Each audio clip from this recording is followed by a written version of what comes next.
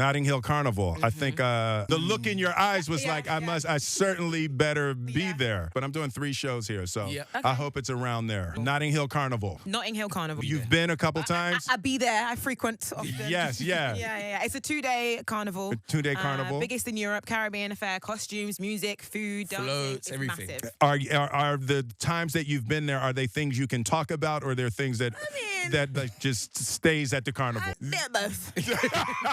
What's good, Capital Extra Breakfast? It's Robert Bruce, it's Shayna Marie, and trust us, we have a big Friday lined up for you right now. We've got a guest in the studio. He's a hip-hop global movie and sitcom legend. You may know him as the Fresh Prince, or from hits like Men in Black, Ali, King Richard. The first ever rapper to win a Grammy. Songs like Summertime, Getting Jiggy With It, Parents Just Don't Understand. A true pioneer with his latest album dropped in the last 20 years based on a true story. Ladies and gentlemen, make some noise. It's Will Smith, everybody! Welcome to Miami. Yeah. Welcome to London. Yes, thank you. Congratulations. Your new song, Pretty Girls, is out today with DJ Jazzy Jeff. What is the vibe of the new song? Talk to us about it. What's the theme? What's the vibe, the inspo, everything? You know, it's funny. I've been the last probably 3 years, I've been in a seriously deep, introspective kind of place. And the album I put out, the based on a true story, was that. And now I'm like moving into the summer, and I wanted to like let it rip. I'm looking at the world, and it's like it's time to let it go. So I'm releasing this song. It's called Pretty Girls. Just fun, summer, bright, colorful, like just letting it rip. What did you want from this album then? Just all of a sudden, I was full.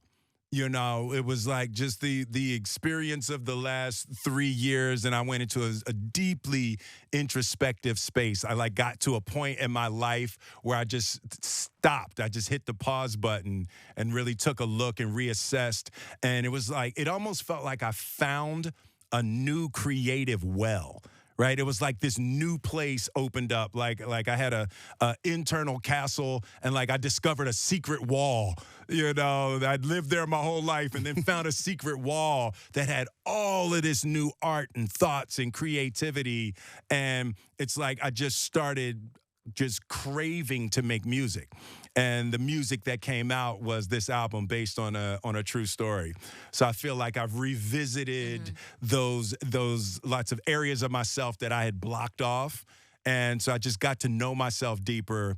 And, you know, now with this song, I'm like, okay, summertime, we'll shake that off now. Let's have some fun. Jazzy Jeff is on the song, and he's also on your album. You guys have got a long history together, but what is it like when you two link up? Like, what is that feeling like? You know, when you've known someone for more than half your life, you get to that point and you realize that someone has been in your life more than not, right? And it's really hard to have a friend for 40 years. You know, when you look back and you've known somebody for 40 years and you've had your ups and you've had your downs, and it's another thing to be able to create with somebody and to make things with somebody that the world recognizes. And it's just, it's one of the deepest gifts of being alive to have a friend like Jeff. Did you have any standout moments or memories from behind the scenes, any conversations from maybe the album making process, maybe the past 3 years that you will always remember to this day? You know, one of the things about making this album, and it was the first time that I made music with no thought to making hits. Like I wasn't trying to make hits. I was trying to express things that were true for me. You know, so I wanted to say things that I was like scared to say. And that was the things I talked to Kendrick and Jay-Z before I started writing. And they both gave kind of the same advice. And Kendrick was like, you have to say that thing that you've always been terrified to say. And Jay-Z said, don't even make music if you're not going to be honest. You know, so that was part of the thing that was the deep push for me. I wanted to just be honest and take what I get for saying what's true for me. What part of your career outside now have you felt the most full? Because it might not necessarily be when we've seen you. Yeah. When have you felt the most full and happy? You know, so I started in music, and I went from music to television to acting in film, to producing, and it's in terms of career, I think I've always felt just slightly incomplete. Like the thing that would always keep me going was the sense of like, what is it? It's like that itch that you're not quite there. And the realization was it doesn't matter how much money you make. It doesn't matter, how many women you're with. It doesn't matter how famous you are. Those things, material things, can't make you happy. And it's a really scary realization. You're like, well, if material things can't make me happy, like, what else is there? If I can't make enough money and have a relationship and build something and be happy, what is there?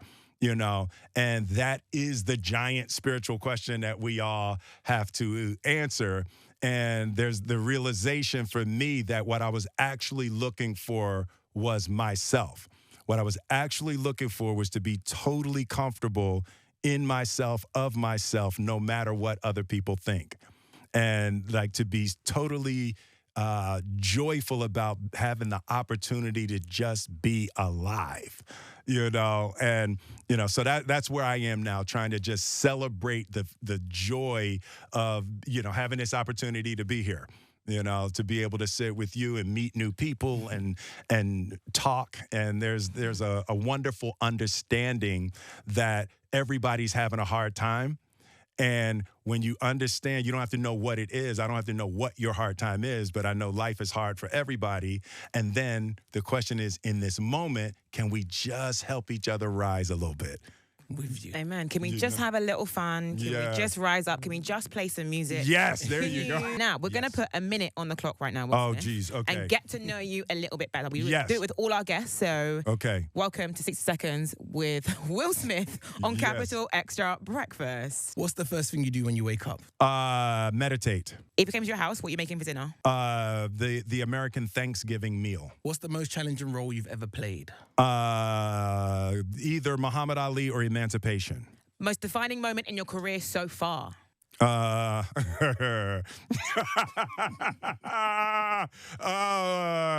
Next question. Okay.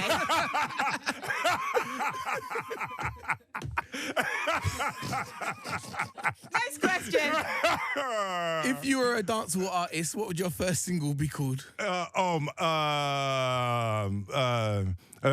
It Around. One song that you wish you wrote. Oh man, one song that I wish I wrote.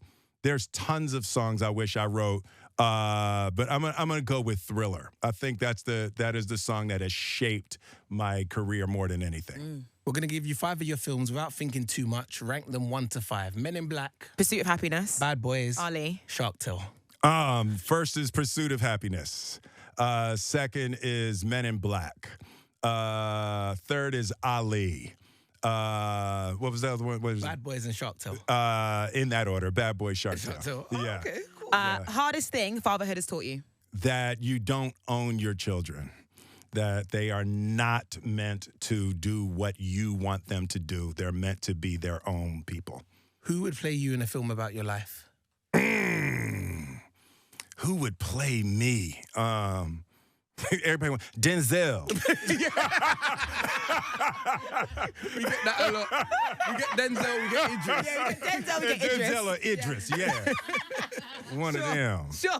Last question. What are you most grateful for right now? I am most grateful for new opportunities. To be at this point in my career and still have new opportunities is a real gift. That the joy of the unknown is still exciting to me. And that was 60 Seconds with Will Smith. Yeah! Gorgeous. You done so well. Yes. Well, it's been a pleasure having you in the studio. Absolute pleasure. Before we let you go, you're in town in London. It is June. Are you going to be back in August by any chance for one of the biggest Caribbean street parties in the world? Notting Hill Carnival. Notting Hill Carnival. I think I might have to make that one. Just the look in your eyes was like, I certainly better be there.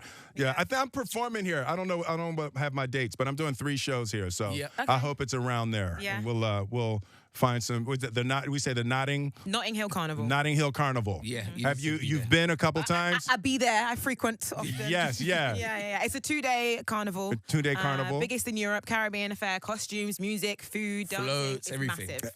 Are the times that you've been there? Are they things you can talk about, or are there things that that just stays at the carnival? I mean, bit of both. Bit of both, you know. But it's good. It's a very lovely time.